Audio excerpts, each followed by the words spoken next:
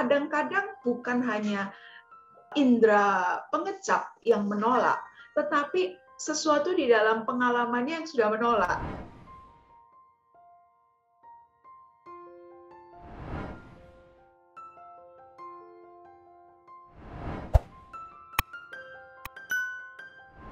Orang tua tanam benih, bagaimana jika anak kita yang picky eater ini ternyata usianya sudah sekolah dasar. Jadi sudah lewat dari usia 2-4 tahun yang semestinya masih bisa dibantu. Bagaimana kita sebagai orang tua untuk bisa membantu anak berubah agar mau makan lebih bervariasi. Nah, hal pertama yang bisa kita lakukan adalah membantu anak untuk memahami, karena dia sudah lebih besar, jadi pola pikirnya sudah bisa kita edukasi, mengapa makanan-makanan itu harus bervariasi. Misalnya, ketika usia sekolah dasar, anak hanya mau makan karbo, gitu ya, nasi, mie, lalu juga hanya mau makannya protein, ayam goreng, tapi yang lainnya nggak mau. Sayur tidak mau, buah tidak terlalu suka. Kalau anak sudah usia sekolah dasar, kita bisa sesuai dengan perkembangan bahasa ya dan pola pikirnya, kita bisa mulai memberi pengertian tentang yang namanya gizi lengkap. Nah, itu ada di pelajaran mereka pun ada sebetulnya kalau orang tua tanam benih ngintip-ngintip ke pelajaran di sekolah. Anda bisa memperkuat edukasi itu untuk memberi pemahaman pada anak bahwa manusia, tubuhnya dia membutuhkan karbohidrat, protein, lemak sehat, dan vitamin, serat yang diperoleh dari sayur dan buah. Jika ini tidak lengkap, maka kita bisa memberi penjelasan kepada anak bahwa akan terjadi tubuhnya ini tidak bisa berfungsi dengan baik. Ambil contoh paling sederhana, kalau anak menolak sayur dan buah, maka akan mengalami gangguan pencernaan. Dia tidak bisa buang air secara rutin, buang air besar secara rutin setiap hari. Dan itu akan menimbulkan kondisi usus yang tidak sehat. Nah, penjelasan-penjelasan seperti ini kita bisa utarakan kepada anak, alih-alih kita hanya memaksa dan memarahi. Jadi, mari kita coba mendekati dengan memberi satu pengertian dulu.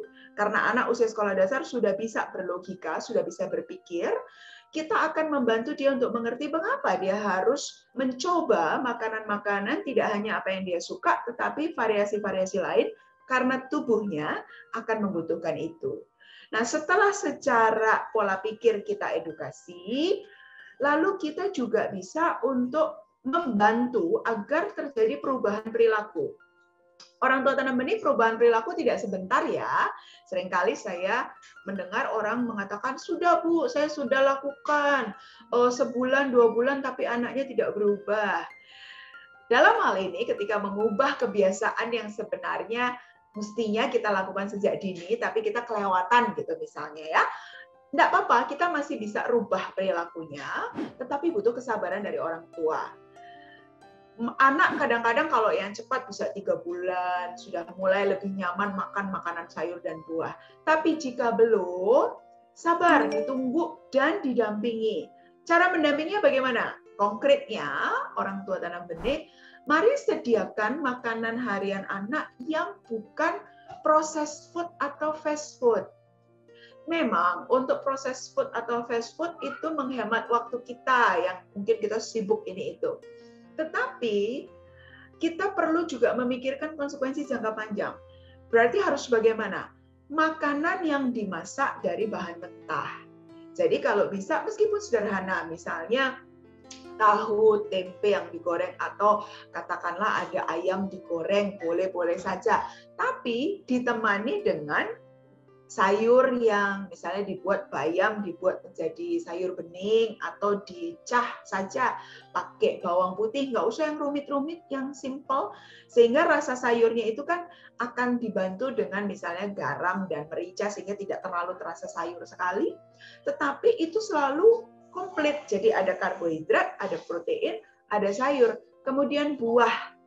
Nah, sebaiknya memang buah, kalaupun anak sama sekali awalnya tidak mau buah yang bentuknya padat, boleh dibantu dengan jus. Tapi jus yang dimaksud adalah buah yang di blender, bukan konsentrat.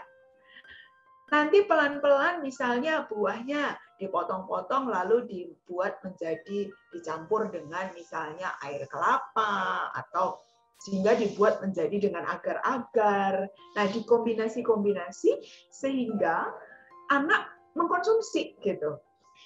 Misalnya buahnya kita blender lalu kita campur dengan agar-agar menjadi puding. Nah, jadi ada berbagai cara untuk sekali lagi anak terpapar taktilnya, dan ini tantangannya kalau anak sudah sekolah dasar. Kadang-kadang bukan hanya indera pengecap yang menolak, tetapi sesuatu di dalam pengalamannya yang sudah menolak. Jadi misalnya ketika dia pernah dulu makan sayur tertentu, lalu ternyata ketika sayur itu diolah ada rasa pahit yang terasa sekali.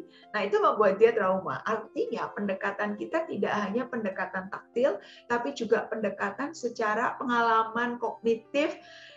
Bagaimana kita buktikan bahwa enggak loh nak, sayur ini kalau dimasak dengan cara ini, tuh coba kamu coba. Oh, ternyata rasanya tidak seperti yang kamu bayangkan.